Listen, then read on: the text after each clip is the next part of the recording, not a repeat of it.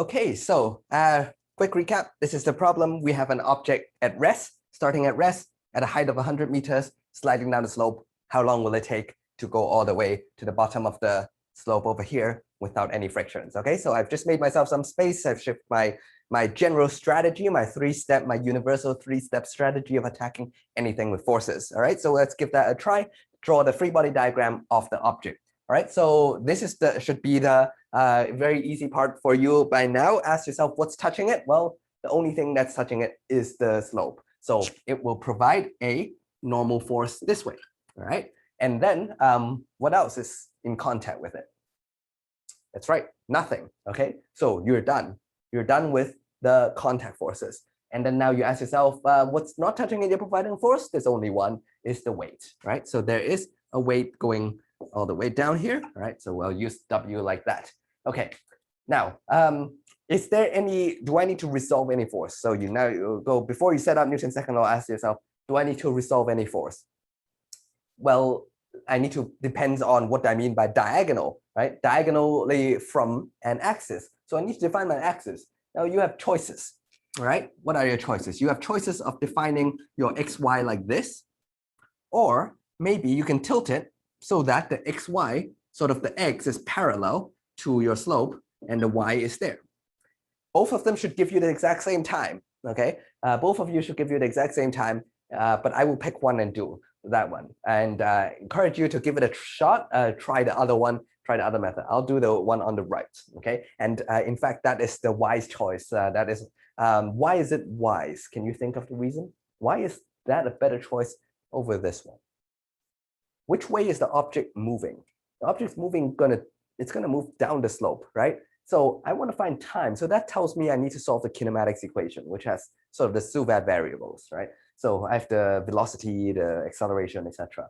So if it's going down that way, if I pick my axis that way, there's a chance that it's going to turn into a purely one-dimensional kinematics problem instead of having Suvat for the kinematics variable for X and kinematics variable for Y and do both.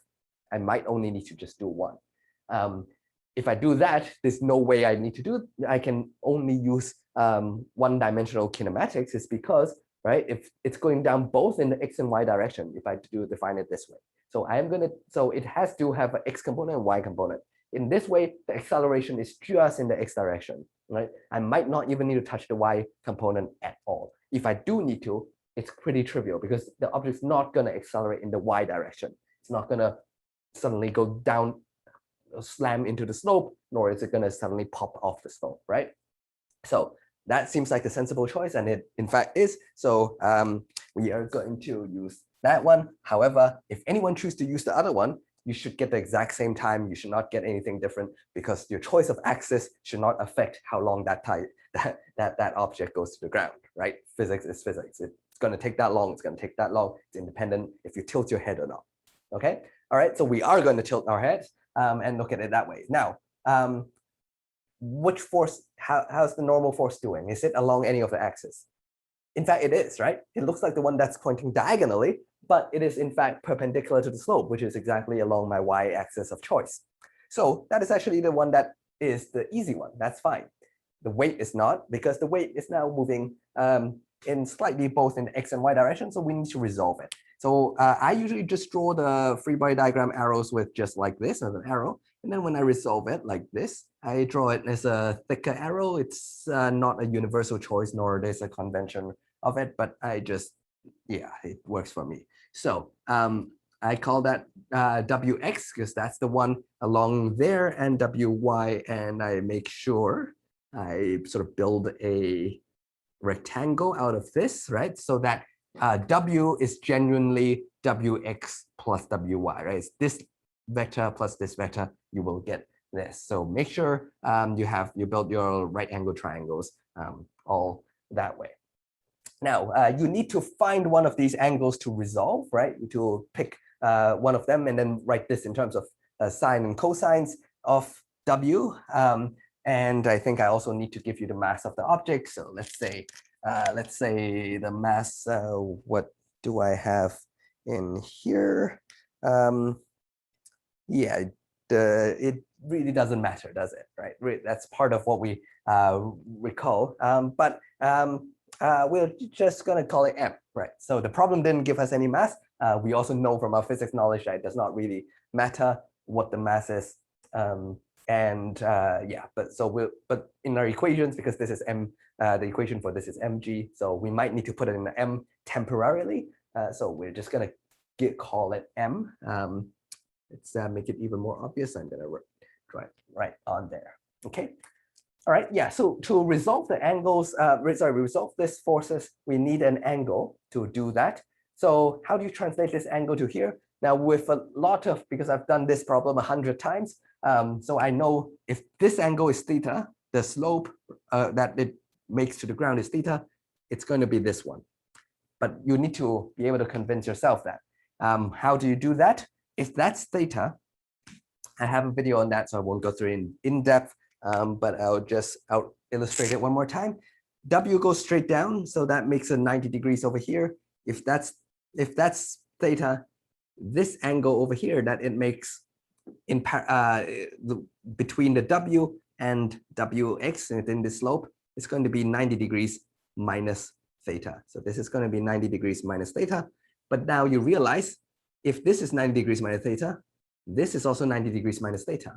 The one genuinely between the two blue arrows, right? Not between the black and the blue, but between the two blue over here is also 90 degrees minus theta because that's parallel. Oops. Because these two are parallel. And then if this is 90 degrees minus theta, that is also a right angle over here. If that's a right angle, and that's 90 degrees minus theta, and that's theta. All right, you want to work this out. However, I'll give you a small trick. Once you work that out, convince yourself that once, right? Do that first. This is the general trick. As we mentioned, all of our physics can be done by approximating. Until the last week, everything we can be done approximating the object of interest as a single point, okay? As a point mass, what's called a point mass. So it is a mass, it has a mass, but we'll assume it's a point. And it's a point that lies on the slope, and everything else would be so much more easier. And that's why we draw all our free body diagrams from the center of mass, right? Everything, we assume it's a point. So we have the weight, we have the normal force like that. It's not really to scale, probably I should be shorter. But just to illustrate how much easier the diagram would be, because now you'll have Wx here, Wy here to ensure Wx plus Wy, right? Wx and y has to be along the xy axis. So these two have to be perpendicular, and you want to ensure Wx adds Wy to W. And if that's theta, so now you can try to work this out, right? That's theta. So if that's 30 degrees, for example, this better be 60 degrees because right angle triangle. If that's 60 degrees, since that's a 90 degrees, that better be 30 degrees. So work this out in variables, you realize if that's theta, this is always going to be theta, the one between the vertical and the one perpendicular to this, all right? If you're not sure, work out the trigonometry each time. But if you've done hundreds of these will start to all look the same, and you can sort of jump ahead right there. All right, so you have to resolve the forces, and let's just make a mental note of that. If that's theta, right? So I know Wy is going to be W cosine theta. Wx is W sine theta. If one of them is cosine, the other one is sine. Okay. Another general tip, try to keep everything in terms of variables as you go. It's just a good training, and it makes your solutions much more traceable. The more traceable your official presentation is, the more partial credits you can potentially get because your work is more clear, and that's exactly what we want to train you to do, to train that your work is actually traceable, right? Okay, so resolving that, now we can write down Newton's second law. What does that mean? Well, what is Newton's second law? That's ma equals F net, right? And we need to do that both in the x and y direction. You can write that as a vector. So if you like, m is a scalar, but this is xy equals to F net, right? This is actually a vector, sorry about that. So F net x, F net y, all right? But it's much easier to not handle both of the x and y at the same time. So you'll see a lot of textbook will just go ahead and write, hey, let's look at this and this separately. And that is generally a good idea as well. All right, so let's start with this side. The mass of it is m, so we have a standby m, even though it should not matter at the end. The acceleration in the x direction, I know it's only going this way, so this is not really a force. Let me put a double arrow. It's usually what I do for acceleration. So instead of writing ax all the time, I'm just going to write a. Because it's only accelerating this way, it's not accelerating in the y direction at all. In fact, this is what I'm going to plug in here, right? It's going to be 0. What else is in the f net x direction? Well, let's plug in, right? M is m, ax is a, and f net x is wx, right? And which we have done on our scratch work. This can be next to your diagram as just some footnotes, right? As you look at the diagram, and this is w sine theta, which we can put in mg sine theta, right? All right, so that's that, right? What do we care about? Well, we probably want to find a, so that tells us, right, the m's cancel over here, so we have g sine theta. How about on this side? This side is 0 of the acceleration because it's not accelerating in the y direction, right? So you see why this choice of coordinates actually simplify things. So f net y, so what's positive, right? So the n is positive, the wy is negative. So the magnitude of wy is negative. Okay, so you have n minus that. In other words, you can almost rearrange this, right? So you can say that basically n has to equals to wy. So if they ask for the acceleration, you have it. Yeah, I'll just put ax just to be clear. You have the acceleration. And if they ask for the normal force, you have that as well. The normal force is mg, well, that's w cosine theta over there. Let's just split it into 2 steps to be clear, right? So this step, what I'm doing is showing, I don't want to jump from here to here immediately because that's doing 2 things in 1 step. What if I did something wrong? I couldn't get a partial credit. Moreover, it's harder for people to trace what you are doing, right? So for both of these reasons, it's always a good idea to split your steps as much as possible. It's just a strategy to, for exam purpose, to get as much grades as possible. So that tells me W is mg, but this tells me I know how to resolve things, and this tells me the normal force it experiences. Let's do a quick sanity check if this makes sense. If the thing is completely flat, what is theta? If the slope is completely flat, theta should be 0 degrees. What's sine of 0 degrees? 0, right? So the acceleration would be 0. Does that make sense? Yeah, if it's completely flat, if it starts off at rest, it will stay at rest. So Newton did not lie. It seems that everything works out. And if we have 0 degrees, what's cosine of 0 degrees? It's the other one, right? It's 1. So n is equals to mg. Does that make sense? Yeah, if this is flat, then the normal force is exactly mg. Cosine is a decreasing function, right? Cosine looks like this. So you go from 0 degrees to 360 degrees in 1 cycle. But in the first 90 degrees, that's what we care about. If you start increasing the angle, as you can see, the angle of the incline from 0 to 90 degrees, cosine starts decreasing. So the normal force starts to decrease and decrease. When you get to 90 degrees, what is the normal force? It's 0 when you get to 90 degrees. But when you get to 90 degrees, this is in free fall. Of course, there's no normal force. You're not even pushing against. This is just basically sliding straight down. It's not pushing against the slope anymore when this is 90 degrees. And when this is 90 degrees, what is A? A is G. Is it positive G or negative G? Well, if I start tilting the theta to 90 degrees, what happens to my x-axis? My x-axis was defined going this way, right? So it's going to point downwards. The G is going to point. So this is really A is the magnitude is G, the direction is downwards, exactly what we expect, right? So we understand both cases when theta is 0 degrees and theta is 90 degrees, they all seem to make sense. Now that's not the end of the story because we want to find the time, right? So what do we need? Well, it's going down this way. And now we have the acceleration. Do we actually have the acceleration? Do we know g? Do we know theta? Yeah, both of them seems to be given, right? G is just the standard acceleration due to gravity. Theta is whatever's given in the problem. So A is completely known. Does it change as it goes down the slope? Does A change? Well, G doesn't change. Theta does not change. So A is a constant. So this is a constant acceleration problem, which allows us to use the kinematics equation. You can use the Suvat equations, and exactly. So what do we have, right? For example, you can write down your Suvat variables. Right? What we know is we know the acceleration is g sine theta. Right? Both of them you can plug in the numbers. Now we'll start one by one. What's the displacement from here to here? 100 meters?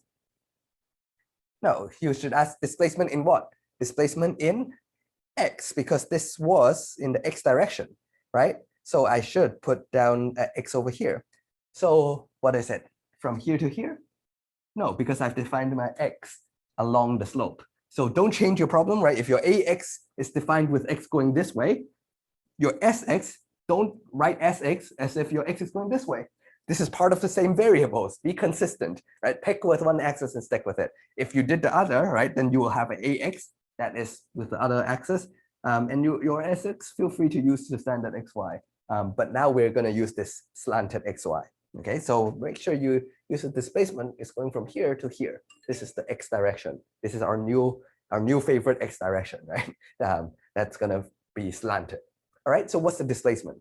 Well, we have 100 here with 30 here. You can just figure out that slope over there.